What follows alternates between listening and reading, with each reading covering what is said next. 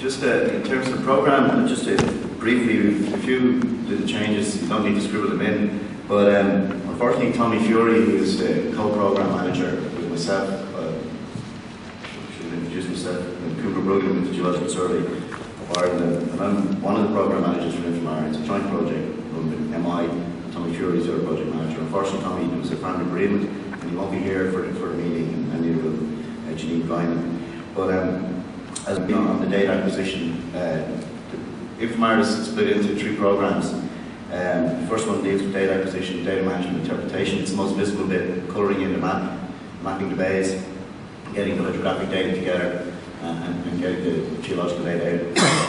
The second programme on data exchange and integration, which Archie will talk about how we actually deliver that and what people are doing with it, and the value-added exploitation, which Verbruggen will actually give tomorrow towards the end, on really mostly through collaborative research and collaborative work with SMEs where we're using the data. So we kind of, for the seminar, we had a good bit of feedback from our GSI, from others, saying that the 2 things they wanted were they wanted to see how the data is being used, and they wanted to see more about more on the acquisition we've done. Traditionally, I'd stand up here and get the easy job and bang through a lot of images, which I'm going to do now, of the coverage we have, but then there wasn't a lot of detail about the individual programs.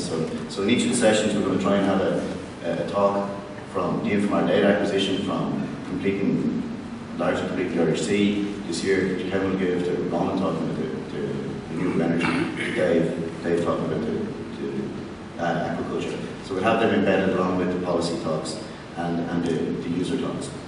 So just to kick off,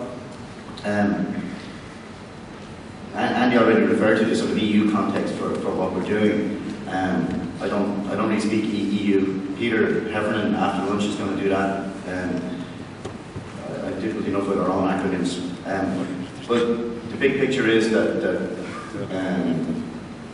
I don't need to congratulate or blame, but the EC, particularly DG Mare, the Marine Directorate, really woke up to the value of seabed mapping. They've got a green paper out at the moment for consultation. It's online. Anybody can put in their opinion. I'd encourage you to go in and put in whatever you feel you want, because the more responses they get, the better the plan will be. They have a consultation paper out online at the moment, and they've proposed that they would like to see all EU waters mapped by 2020, which is pretty ambitious. So we've been at this now for 13 years, and we hope to finish by 2025. What they mean by mapping or how to put the data together isn't really well defined, but the important thing is that we're very well aligned with what's happening in Europe and what's happening internationally. And as a result of that as well, INFOMAR, or the INFOMAR family, are broadly involved in an awful lot of EU marine projects, and critically, the data is being used in MSFD, and we're very lucky Pat Dublin's going to come on in this morning's session to talk about the Marine Strategy Framework Directive, where they're at and how the data is being used. Peter Heffernan will talk more about the Ocean Wealth document, but for those of you who don't know, Ireland came up with a marine plan this year after a lot of consultation at a very, very high level, set up by an interdepartmental group at a high level to pull together a real plan, went out for consultation, and has real drive behind it. A lot of these things depend on having a champion, and for the Ocean Wealth document, we have a minister who's from Cork, who's a WAFI sailor, who really is driving this thing, Simon Coen. And in there, if you go through the document, they're listing key deliverables and also key enablers. What do we need to do to enable the delivery? And one of the key enablers for all this is mapping. It's listed there, it has to be done.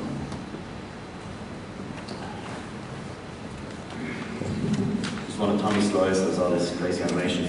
Just where the whole programme is, I mentioned there's a long-term plan. We're supposed to be doing this over 20 years, the first 10 years on priority bays and areas, the last 10 years on all the remaining seabed out of the 125,000 kilometres that's left. Kind of working away along the timeline from the proposal to the critical document was a PricewaterhouseCoopers report. It's one of the first worldwide financial evaluations of a major scientific endeavour like marine mapping, and give a very positive return that the investment in the mapping is the return across all sectors of the state and the private sector is between 4 and 6 times the investment. In terms of production, one of the documents that's come out has been the Seabed Atlas, largely UCC production. Boris Dorschel is now in Bremerhaven in Germany. and Andy and John Montes worked on that. So in terms of sort of milestones along the way, from buying expensive Simrad multimedia systems and over here in Europe, to work most of the time, to getting the funding on the big picture operates in tranches. We got funded to run from 2006 to 2013, and that's, well, initially 2008, but we approved to run to 2013, and now we're out on another renewed funding approval. We've got the Ocean Well document, which is backing this up, and right now we have a tender out for another program review. This will be external financial people, economic people, coming looking at what we're doing, seems to make sense. As for the future, Tommy, is this where do we go in phase 2? We have to come up with a phase 2 plan. We need to start that work in 2016, so we need to start planning for it now. Interestingly, when we were given the 26 bays and priority areas to do, we weren't given an order. So it's been we have to do these bays, but it's been a squeaky wheel situation where whoever really screams, our bay needs to be mapped, our area needs to be mapped, that's where we're going. So it's a nice dynamic or tension about how we move around. The plan at the start of the year was to try to finish the eastern priority area and then move into the south, and then to try and tackle all these bays. The ones that are actually underlined, you can see, are the ones we actually got to. We ended up working in less areas, but actually in completing a lot of the areas we're involved in. It's the latest coverage map. That's one of the versions. There's a nice version in your pack. I really like the fact that we put up the image on it here of all the different actual shapefiles of the individual surveys. You can see it's like an expensive jigsaw puzzle. It looks nice when you smooth it out and you create the coverage, but actually it's made up of just hard work in different platforms. In terms of what we actually did this year, first area we worked in with the Celtic Voyager was off the Clare. So it's a priority area for marine renewables, and I was working with the Marine Renewable Industry Association, MRIA, and SEAI, who are our Sustainable Energy Authority of Ireland. So in a lot of these cases we get a bit of match funding and assistance from some of the agencies, particularly when we're working outside our priority areas. We previously mapped closer to the shore, and Rowan's going to talk about that in the ocean energy section. In terms of the Irish Sea, the East Coast, the Southeast Coast, you can see there's quite a bit to complete, but we worked in there with the Voyager this year, trying to target completing it. Kevin Sheen's going to talk about that tomorrow. This is Ireland's busiest shipping lanes, some of Ireland's busiest fisheries. So we're dodging the pots and dodging the traffic. Just some of the coverage that they achieved, and he'll go through this in greater detail tomorrow. One of the useful things was there was an earlier project, HabMap, which carried out white space mapping. And by validating the data, by running crosslines through it, we're actually able to bring the data up to a hydrographic standard. It's very deep water anyway, and able to incorporate it into the database and make it available as well. So we're able to do that. That's that U-shaped bit on the bottom right. So now that's what it looks like. It's largely complete. The white stripes are the banks. You always like to leave the dangerous bit for the GSI to do. So that'll be in and out across the top of the water at high tide. So all that's left is Cod and Jarklow, long banks, just the banks to complete and the nearshore areas. So it's like a 10-year jigsaw puzzle. After that, they moved to Celtic Sea. And this is just off the Cork. Confused with the slide, but basically 2 large blocks, and again starting to fill out the priority areas out of the country. The other project we worked on at the start of the year with the GSI vessels is Inish Hydro. Sean Koen's going to talk about that tomorrow, but it's a collaborative inter-reg funded project between Ireland, Northern Ireland and Scotland. That's where the Inish bit comes from. And coming up with mapping to hydrographic standard, and also standards, reports, procedures that we can share. So the deeper water area has actually been mapped by Celtic Voyager and by AFB using their vessel, and then this was mapping some of the inshore areas. Like I say, Sean Cullen's going to cover this tomorrow morning. It's a busy looking slide, but this was just a block of ground that was covered by the Kerry off of Bunmannon. This is east of here, close to the water. But it's an interesting project where we've mapped offshore, but there's an onshore project looking at geological heritage and links between mining heritage and former mining areas in several European countries, in Ireland, France, Portugal, Spain, called Atlantera, but the Atlantic link. Mysticism, no, it's not mysticism. The finances are mysticism, that's understood. So, as part of that, there's also a geopark there. There's a UNESCO designated area to visit. It's very, very pretty. You should show slides. But they wanted to extend the geopark offshore, so they wanted offshore data as well. So we mapped this block. It's probably shaded relief. Better idea. And then what we've done is created an offshore DTM. And out of that, they've made actual tourist kind of products, flight routes, planning type things. And tomorrow morning as well, Eddie McMonigal from GSI is going to kind of run through the flight routes they've made of this. They've included all sorts of neat stuff like SketchUp diagrams from 3D data of the former mine workings and what the mine workings would have looked like. So it all kind of comes together. But from our point of view as well, I mean, we're largely hydrographic geological mapping. So it's kind of good to have all these kind of added bits and pieces. And like Andy said, when you start doing the mapping, it's a surprising number of people will start using it. Inishbofin and Inishturk on our west coast. This is a priority area for deep water aquaculture. Moving away from aquaculture production inside in enclosed bays and out into larger systems in the deeper water. In order to do that, in order to plan it properly, they needed seabed mapping. They needed it for two reasons, two obvious. One is the hydrodynamic modelling. In order to model the currents, they need a better understanding of the seabed, they need a better DTM. And then also from a practical point of view, they're anchoring big cages, they need to know where they're going to anchor them. So there'll actually be a talk on this, both from the agency perspective. It's Port Ishkawara, the seafood agency, seafood development agency, that are behind the project, and then also from our own perspective on the mapping we did this year. That's the kind of Google Earth view of it, so it's kind of slightly skewed in that you're looking northeast. You can see that how shallow they managed to get in. It's a combination of two vessels working together.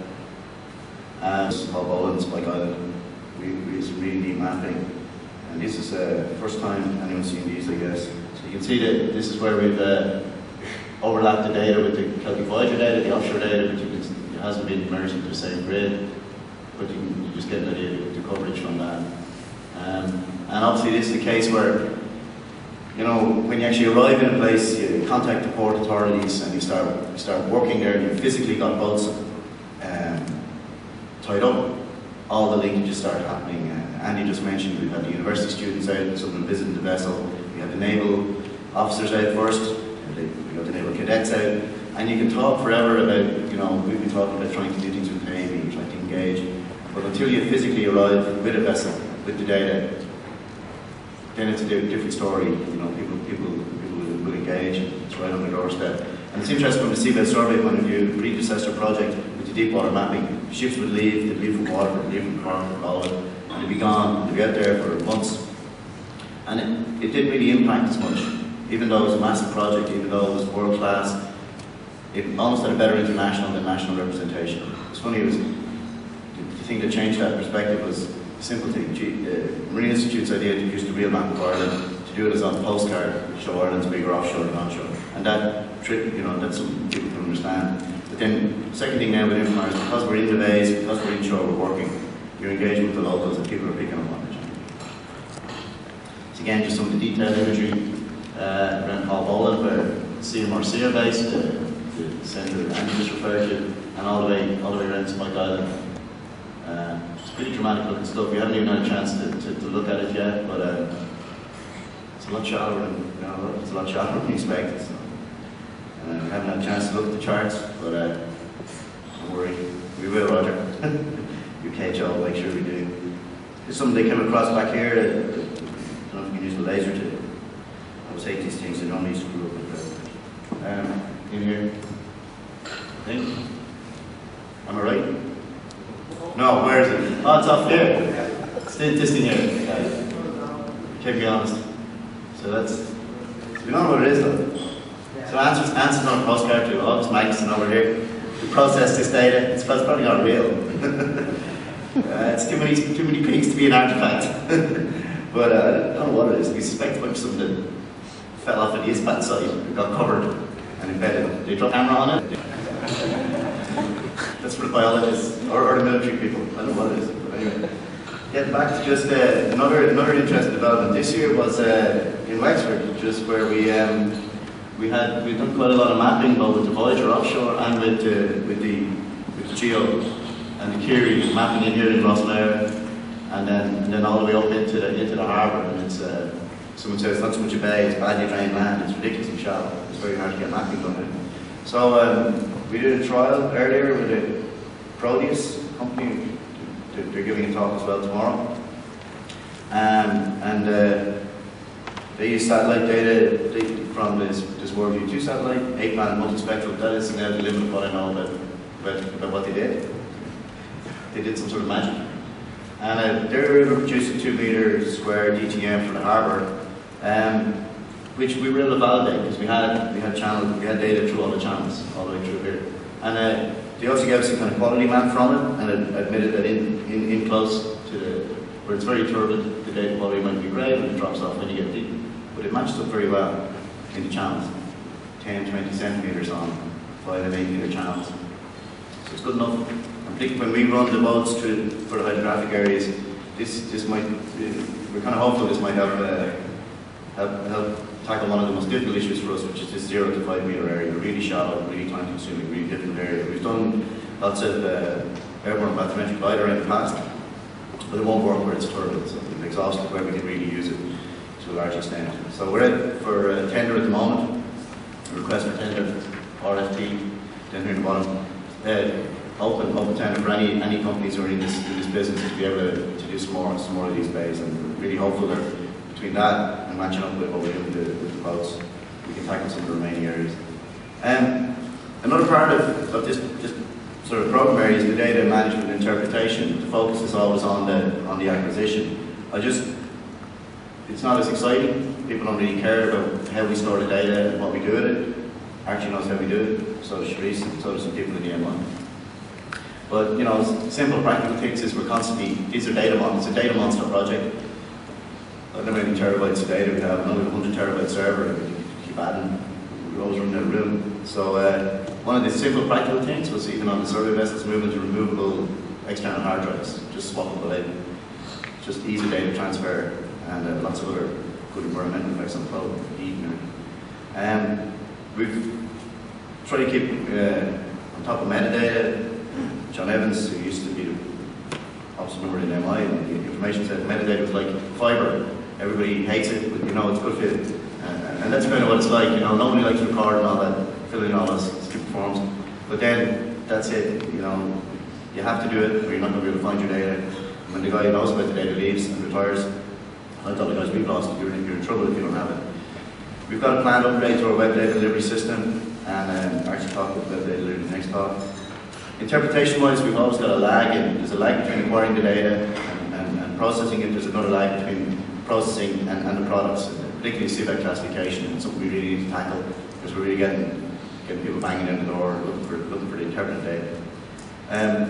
On the interpretation side, we make a lot of progress through the research calls, in particular, kind of with the SMEs and toward level interaction, the kind of things Andy mentioned as well. But it's absolutely vital that we do that due to resource constraints. You know, I'm not going to stand up here and preach about the lack of government money in the country being busted. It's enough of that, but it's reality. So. One of the, again, I mentioned about the real map of Ireland being very effective. Another thing this year was these 3D seabed maps. They're up on the wall there.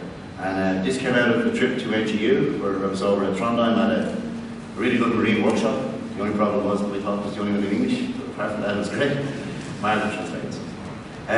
But at it, they had come across this idea that you could use a right colour ramp and actually produce a 3D map on a regular printer, and then just buy these internet 3D glasses and look at it. You can see stereoscope, stop vision, it will work it. And we knocked these out. And if anyone want to go down and put on glass, that's in 3D. Or you can just check it on the way out. But a simple thing like that, and again, an outreach, it makes people realise, you know, that Ireland doesn't stop at the seashore, you know. And calling it things like the real map of Galway was really good. It was really good for people from Clare and this side who got really upset about it. You only realise that in the 20th century. You realise that when you go to the Volvo, you start beating up. So in summary, it's been another busy year. We're on target for the acquisition. The other interesting thing is the new inshore platform. You'll hear more about the new vessel. New added value area, the deep aquaculture. It's the first time we've done a lot of targeted work on the aquaculture. Probably most importantly, we didn't have any accidents. It's all about people on boats that are moving around. Everything's moving around, and that's critical. We haven't had any to start the program.